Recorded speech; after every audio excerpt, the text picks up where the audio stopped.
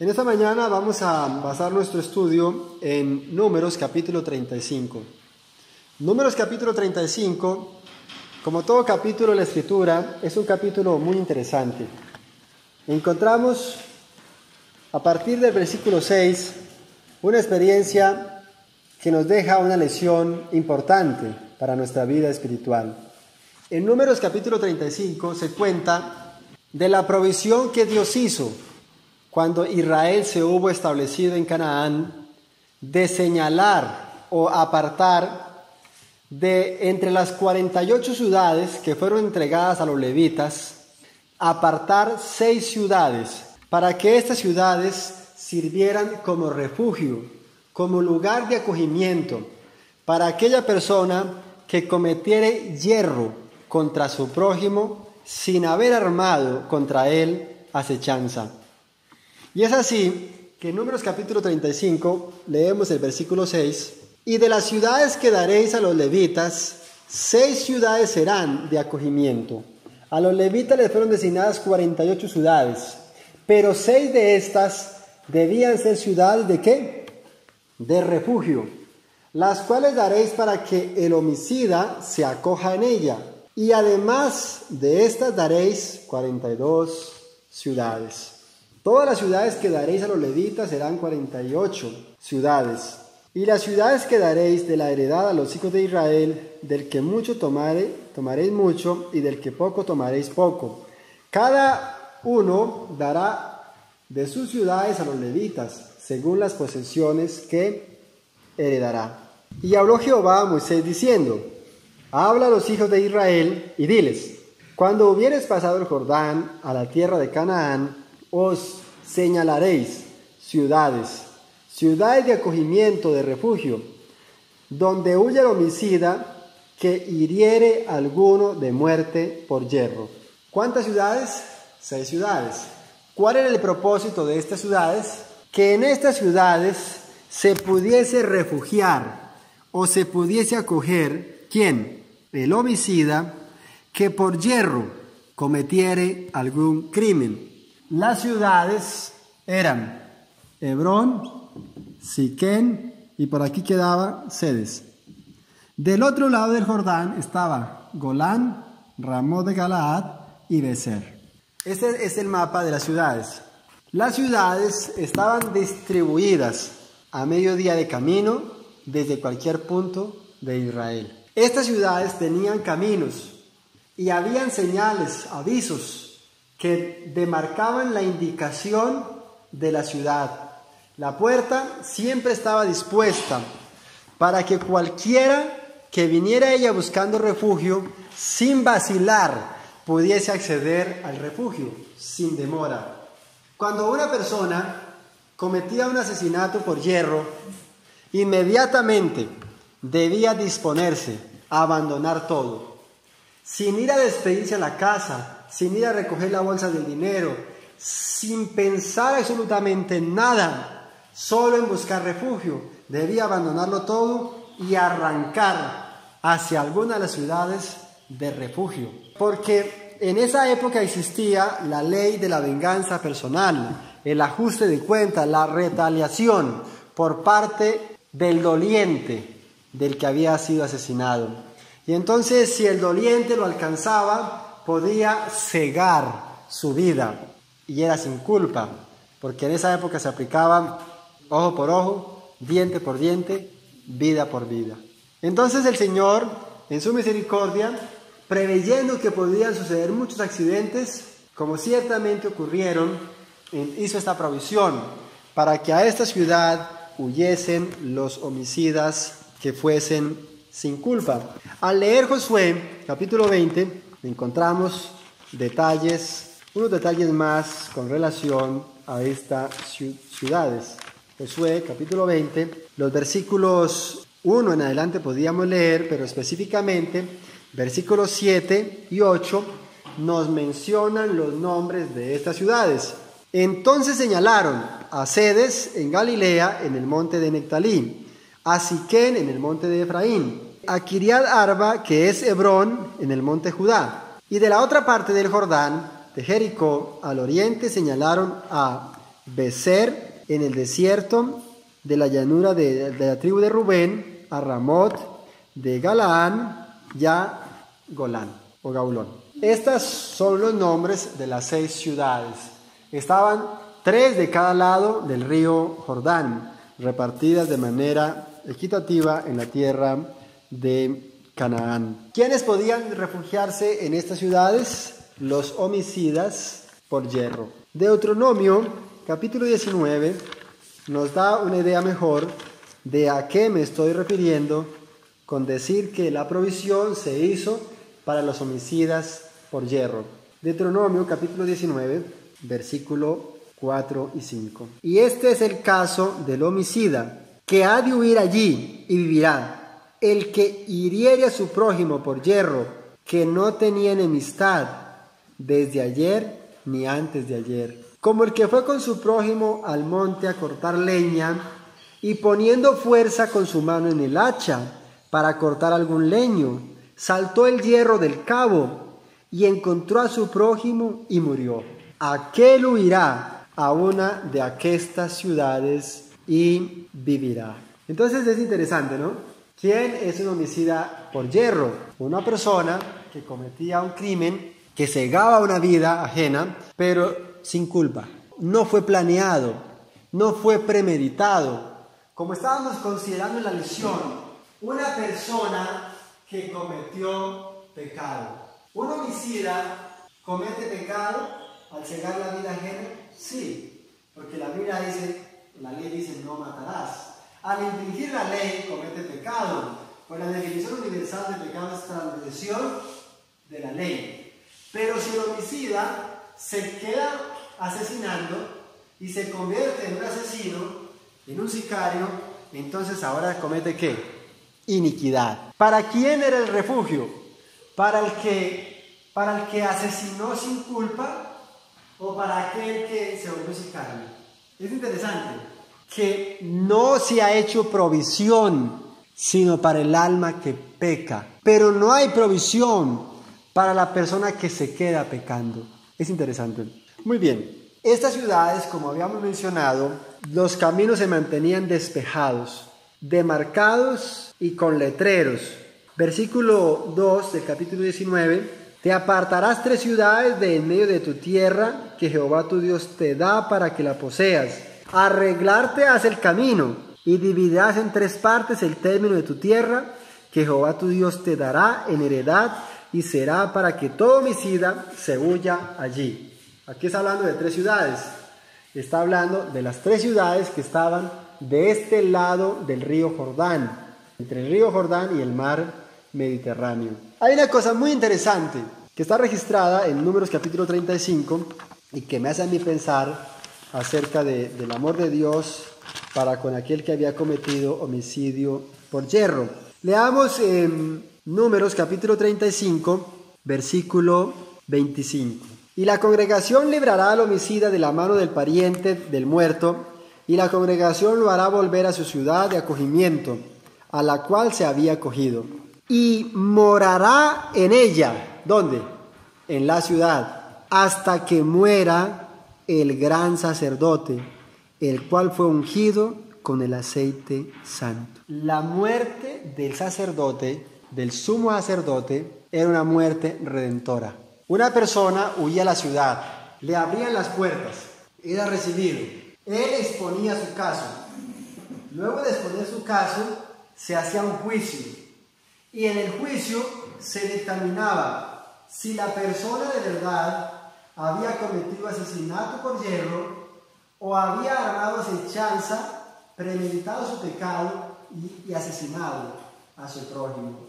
Si la persona había cometido asesinato premeditado, es decir, planeado, le trajo una emboscada a su prójimo y lo asesinó, esa persona era sacada, entregada a la familia a los vengadores y era asesinada. Pero si la persona era inocente, por ejemplo, hoy, que iba manejando un carro, se quedó sin frenos y murieron. En ese juicio se dictaminaba si había sido con culpa, premeditado, o si había sido por yerro, por accidente. Entonces, En ese juicio se establecía si él permanecía o no.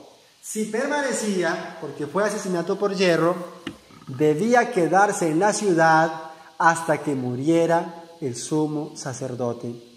Cuando el sumo sacerdote muriera, él quedaba absuelto de todos sus pecados, de su pecado, podía volver a su casa, a vivir en su ciudad, y los vengadores ya no tomaban venganza, no podían tomar venganza, porque se había esclarecido en el juicio que era inocente, sin culpa, y la muerte del sacerdote expiaba, en pocas palabras, su iniquidad. Pero hay un punto interesante, capítulo 35 de Números, versículo 26. Y si el homicida saliere fuera del término de su ciudad de refugio, a la cual se acogió, o en la cual se refugió, y el pariente del muerto le hallare fuera de la ciudad que él escogió, el pariente del muerto al homicida matare, no se le culpará por ello. Una vez que se establecía el juicio y se decretaba que la persona había cometido asesinato por hierro, ahora su deber era permanecer de muros para adentro. Si él abandonaba la ciudad de refugio y en algún momento salía y lo encontraba algún pariente, le podían cegar la vida y era sin culpa. Había necesidad extrema de permanecer muros adentro. El que abandonaba el refugio y era alcanzado por el vengador, perdía su vida. Estas ciudades estaban destinadas a brindar refugio, pero también esas ciudades nos hablan hasta hoy de lo que es el plan de salvación. A decir verdad, todos nosotros somos como aquel hombre que cometió asesinato por hierro. Todos nosotros. La Biblia dice, Romanos capítulo 3, por cuanto todos pecaron y están privados de la gloria de Dios. ¿Cuántos hemos pecado? ¿Cuántos hemos cometido el hierro? Todos somos culpables. Existe la necesidad de que de manera urgente y sin dilación acudamos al refugio provisto para este tiempo. ¿Qué pasaba si la persona dilataba su vida? Lo alcanzaba el vengador y moría. En esta época, el pecador, sin dilación, sin demora, debe acudir al refugio provisto para esta época. ¿Cuál es el refugio provisto para esta época? Salmos capítulo 62, versículo 8. Esperad en él en todo tiempo, oh pueblos, derramad delante de él vuestro corazón. Dios es nuestro refugio. Qué maravilloso saber que en esta época existe un refugio, pero no es un refugio de piedra muerta, es un refugio viviente. Cristo Jesús es nuestro refugio. Cristo Jesús, un Salvador divino humano, un ser que bajó desde la eternidad, desde el cielo, desde la gloria más sublime, se humanó, se puso en nuestros zapatos, tomó nuestra naturaleza, se hizo uno con nosotros, se halló nuestra condición, batalló contra el pecado, como cualquiera de nosotros, y ha sido vencedor.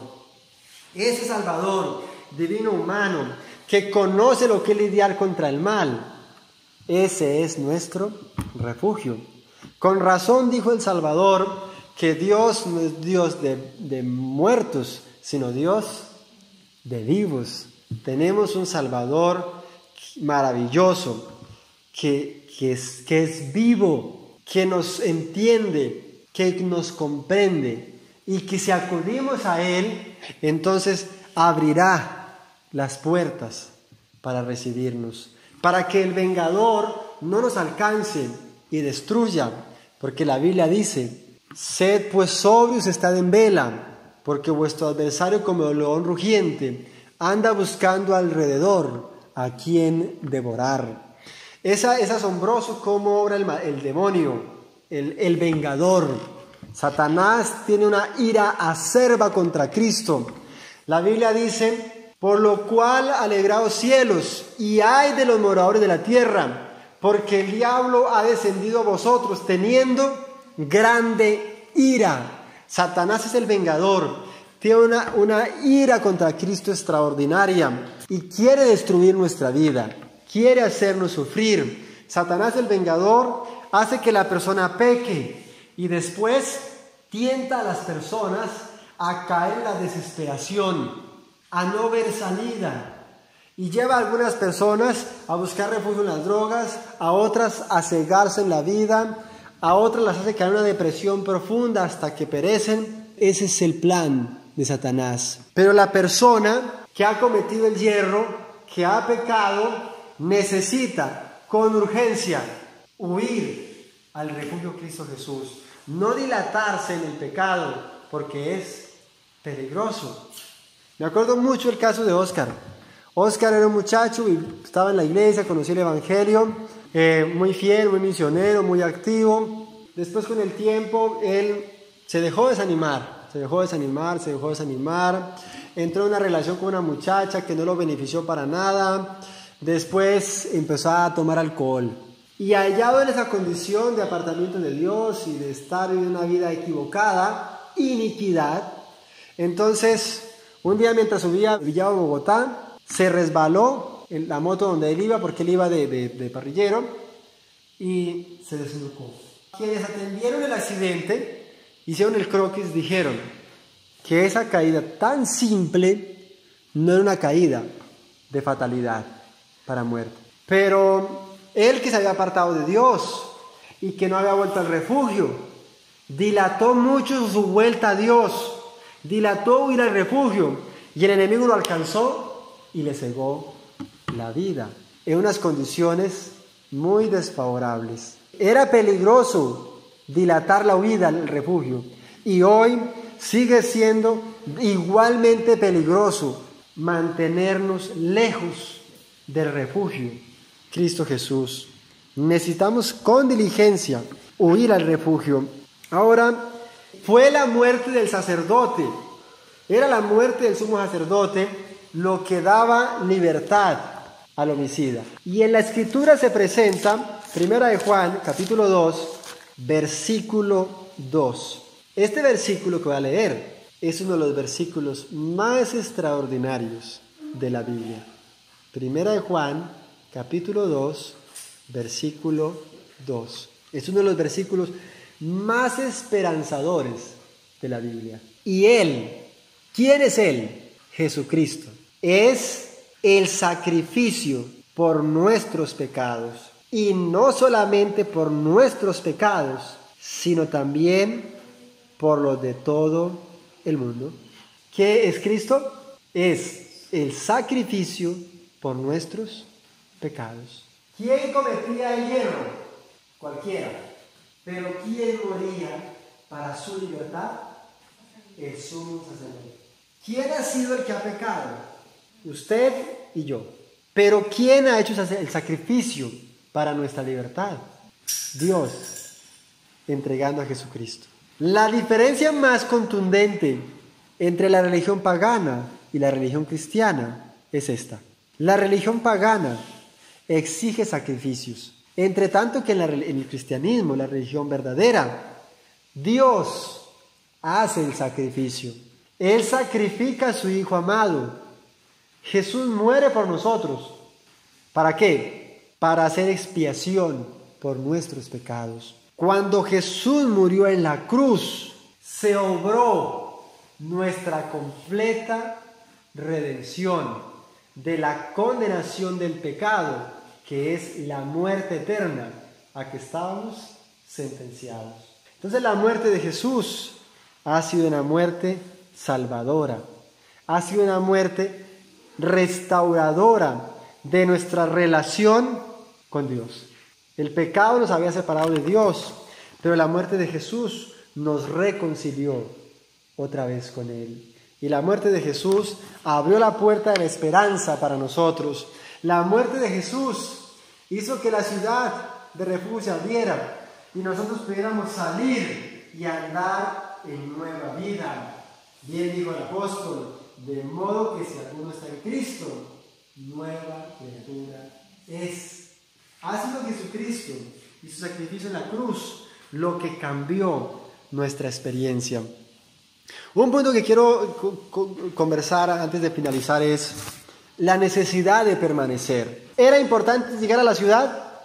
Era muy importante, porque si no se llegaba pronto a la ciudad, el vengador lo podía alcanzar y perecer. Pero al igual que era importante llegar a la ciudad, era igual de importante permanecer en la ciudad.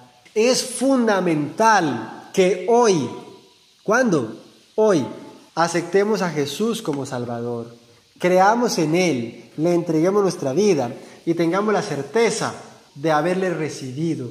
Pero de la misma manera es fundamentalmente trascendental que nosotros permanezcamos en Jesús. Está bien recibir el regalo, pero ahora necesitamos conservarlo.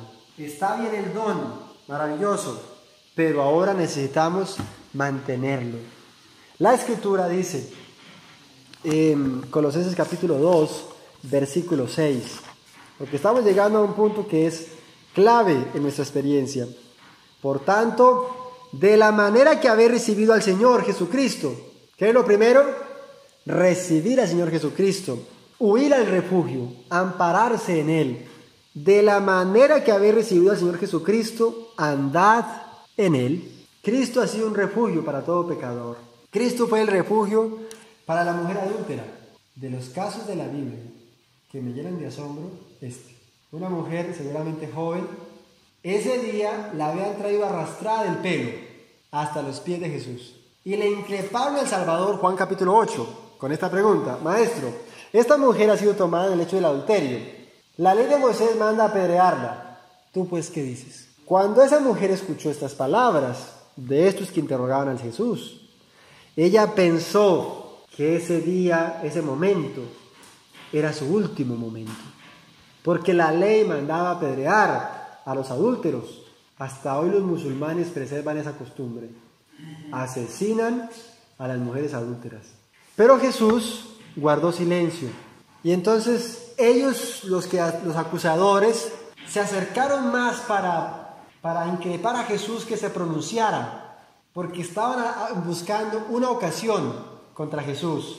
Si Jesús decía que la apedrearan, entonces lo acusarían con los romanos de tomarse una atribución que no le pertenecía, porque solo los romanos podían ejecutar. Pero si Jesús la favorecía, entonces lo acusarían de favorecer el pecado y de estar en contra de la ley. Y entonces se acercaron para increpar al Salvador. El Salvador entonces inclinó su rostro en tierra y escribía en la arena serenamente. Cuando se acercaron para ver qué escribía, vieron su vida en la arena. Jesús estaba escribiendo los pecados de que ellos eran responsables, porque estos hombres se la habían traído de rastra. Ellos mismos habían adulterado con ella y la habían inducido al pecado. Y entonces Jesús levantó el rostro y dijo: el que de vosotros esté sin pecado, arroje la primera piedra. Todos se quedaron pasmados de la sabiduría de Jesús, y sus vidas fueron reveladas y descubiertas a lo público, y uno a uno, sin mediar palabra, se fueron yendo, hasta que se quedó la mujer sola con Jesús. Y entonces Jesús le dijo, la mujer estaba postrada en tierra, y Jesús le dijo: mujer, ¿dónde están los que te acusan? Ninguno te ha condenado. Y ella dijo: ninguno. Y entonces Jesús le dijo: ni yo te condeno. Vete y no peques más. Qué asombroso, porque Jesús le dijo a esta mujer: bien que has llegado al refugio, ahora estás segura, pero ahora necesitas permanecer en el refugio. La única manera de no pecar más es permaneciendo en Jesucristo. Primera de Juan, capítulo 3, dice, versículo 6, cualquiera que permanece en Él no peca. ¿Dónde está la clave? Cualquiera que permanece, ¿dónde? En Él no peca. Pero yo estoy seguro que la mayoría de cristianos no sabe lo que es permanecer en Jesús. Muchos han llegado al refugio y han encontrado alivio, pero muchos no han sabido cómo permanecer en la ciudad, cómo permanecer en Jesús. Y es que la clave está ahí. Cualquiera que permanece en Él, no peca. Versículo 24. El que guarda sus mandamientos está en Él. ¿Quién es el que permanece en Cristo? El que guarda ¿qué? Sus mandamientos. Y Él en Él. Y en esto sabemos que Él permanece en nosotros por el Espíritu que nos ha dado. El corazón debe rendirse completamente para recibir a Jesús como Salvador, y la vida debe ser entregada para que ahora Jesús sea el Señor de la vida. ¿Estamos de acuerdo? Aquí está el punto. Jesús debe ser el Salvador, el refugio, el que perdona, pero también debe ser el Señor, el que rige, el que ordena, el que controla la vida, porque sólo así no pecaremos. Cualquiera que permanece en Él, ¿qué? No peca. Pablo dice en otras palabras, pero es lo mismo. De modo que si alguno está en Cristo, nueva criatura es. Si alguno, ¿qué? Está en Cristo. De la manera que habéis recibido al Señor Jesucristo, andad en Él. Colosenses 2:6. Necesitamos andar en Jesucristo, permanecer en Jesucristo. ¿Cómo? Cuando una persona ha conocido a Jesucristo, se ha enamorado de Él, será fácil permanecer en Él. Cuando uno o cualquier persona está enamorada, le es fácil hablar de la otra persona, ¿o no? Le es fácil invertir bastante dinero en costosos detalles. Le es fácil estar al constante en el teléfono. Le es fácil escribir no cartas, sino epístolas de amor, ¿cierto? Le es fácil hacer largas caminatas para visitarla. En la iglesia hay un hermano que vino desde Cúcuta hasta Bucaramanga en bicicleta a ver la novia, la que hoy es su esposa.